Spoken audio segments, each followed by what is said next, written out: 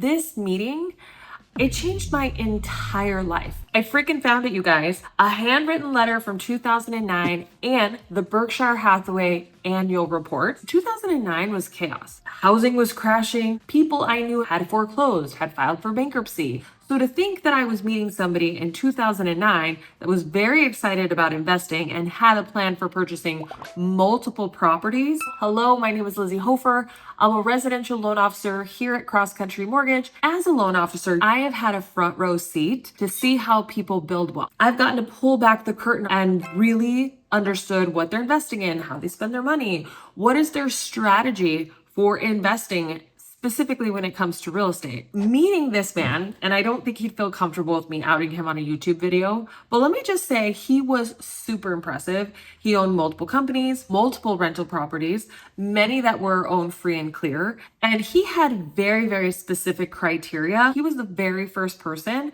that was this strategic and actually informed me about what a buy box is. So the list of criteria for when you say no and when you say yes. Because when it comes to buying a rental property, when it comes to buying a primary residence, there's fundamentals that you have to follow when you are buying that protect you against major swings in the market. So the first element that you have to look at is location. And you guys, we're talking about location for appreciation, not just where you want to live or you have to live because of work. People think that because they love the property or because they love the area that it's going to make a good investment, but you're going to want to rely on the data for this because the data is what makes a great informed investment decision. Is the appreciation record for the last 10 years, and you're going to want to remove out the outlier years of 2020 and 2021. Those economies are not standard for the market. What you want to do is make sure that the area that you're purchasing in is very consistent at reproducing anywhere between 3 and 5% returns. The length of time you will own this property is dependent on one, your tax bracket,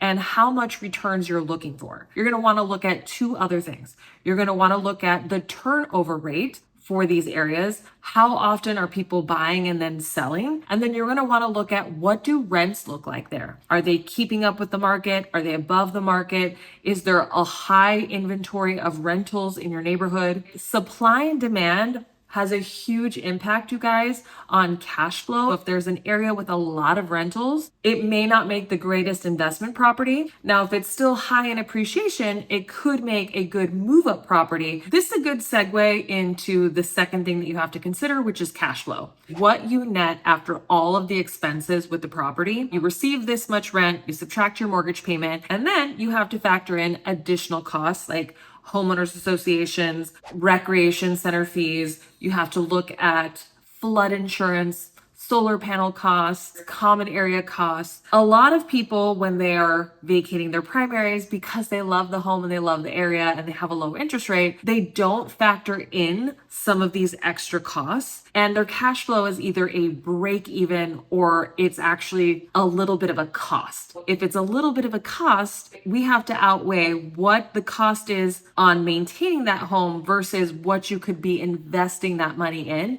into other things. There's one additional cost to cash flow, and that's called mortgage insurance. So if you have an FHA loan, if mortgage insurance is basically going to stay on for the life of it, in order to reduce that, you're going to have to refinance. You will either have to factor in the mortgage insurance into your cash flow equation, or you're going to have to factor in the cost of a future refinance at a higher interest rate. If it is a conventional property, if you own the property for 2 years and have 25% equity, you can actually apply to have this removed.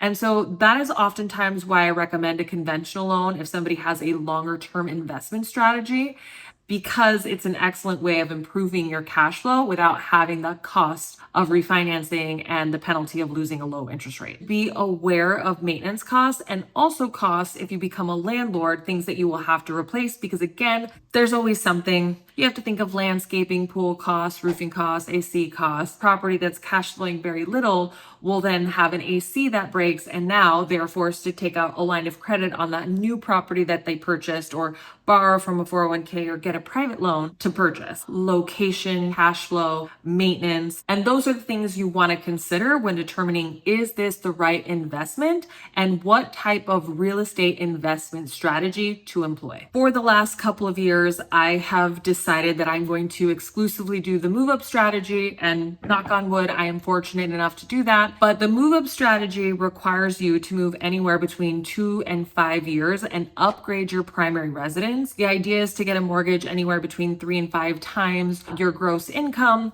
And that's obviously going to be very dependent on the debt that you carry, so that you are always maxing out what you can qualify for. And I do this because I'm leveraging the fact that real estate appreciates at the total value of the property and not just my cash investment. Many of you know that I got divorced 3 years ago. I employed this strategy prior to our divorce, and it was a lot of the reason that we had been able to amass some wealth. This is what I believe will be the quickest way to rebound my finances. The first property that I purchased was $167,000. The last property that I purchased was a luxury property. And again, you guys, I've been doing this for over a decade and just rolling in my equity. So you will buy nicer and nicer properties as you continue to do this. And the idea is to hold it between 2 and 5 years, is because a property that's appreciating between 3 and 5% after 5 years will have amassed $100,000 in equity if you made a $400,000 purchase price, and it will cash flow. And if you have conventional financing, you can reduce your mortgage insurance so long as you put down 5%.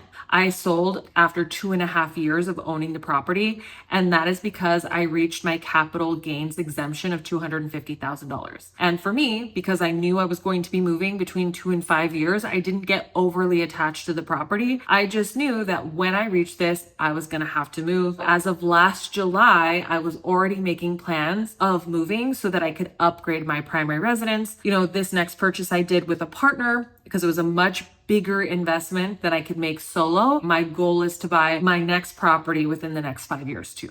When I am buying a property, I personally make sure that in assets, I have enough to cover all of my expenses for 2 years. And this isn't just the mortgage payment, this is my entire lifestyle. I want to make sure that I am covered for 2 years. Most banks will require anywhere between 3 and 6 months. That'll all be really dependent on how you qualify. Part of when I know I am ready is one, when my budget says it's ready.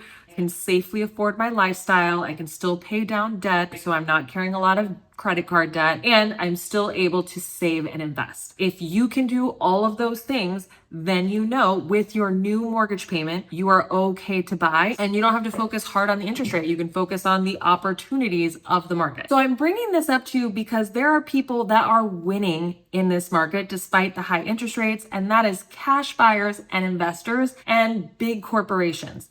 And they're buying because prices are coming down, and that is simple supply and demand in works. This is not a housing crash. This just means that there are more sellers on the market than motivated buyers who are willing to buy today. Cash buyers are loving the discount in prices. Investors are used to paying double-digit interest rates, so this is a great deal.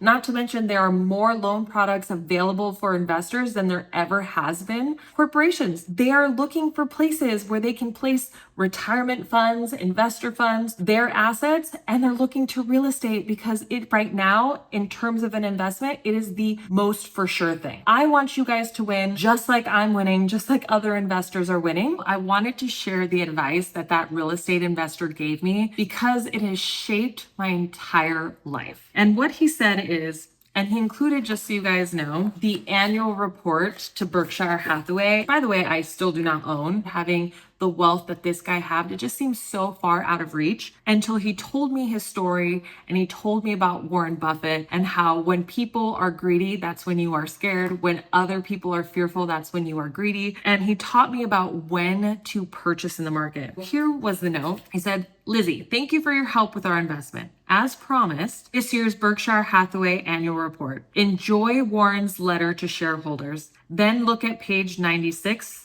and realize what a great portfolio this is. When you retire, you'll be amazed what you're worth." I have done this in stocks. I have done this in real estate. And he highlighted this portion of the annual report. It had an investment in Clayton Homes, which was the leading producer of modular and manufactured homes, which you guys is really making a comeback in today's marketplace because of affordability. But he talks about how manufactured homes just in general are getting hardest hit. And he said, in contrast, very few factory homes built qualify for agency assured mortgages. Therefore, a notorious buyer of a factory built home must pay around 9%. For the all cash buyer, the Clayton Homes are a terrific value. If a buyer needs to mortgage, however, they have, and of course most buyers do, the difference in financing costs often negates the attractive price. Last year, when I told you why our buyers, generally people with low incomes, perform so well as credit risks, it was because their attitude was all important. They signed up to live in the home, not resell or refinance it. Consequently, our buyers took out loans with payments geared to their verified incomes. They weren't making liar loans and looked for the day when they could burn their mortgage. If they lost their jobs, had health problems, or got divorced, we could of course expect defaults, but seldom did they walk away simply because house values had fallen. Even today, through job loss troubles, Clayton's delinquencies and defaults remain reasonable and will not cause a significant problem. Now, I read that to you for a multitude of reasons. I read it to you because lots of people are very fearful. They think that because values will drop, people will then just dump their mortgages, but they forget that people sign up to live in their homes and not everyone wants to be a real estate investor. And that is why people with qualified mortgages do not default. Okay, so that's number one. And number two, I want you to take note of the fact that he acknowledges that cash buyers love the low pricing, that they will always find the right investment based on cost and cash flow. Cost, cash flow, it's what I do. You cannot go wrong. Now, if you found today's video helpful, you guys, I hope you will like, comment, and subscribe and share it with a friend that you think needs the information. And don't forget to comment below.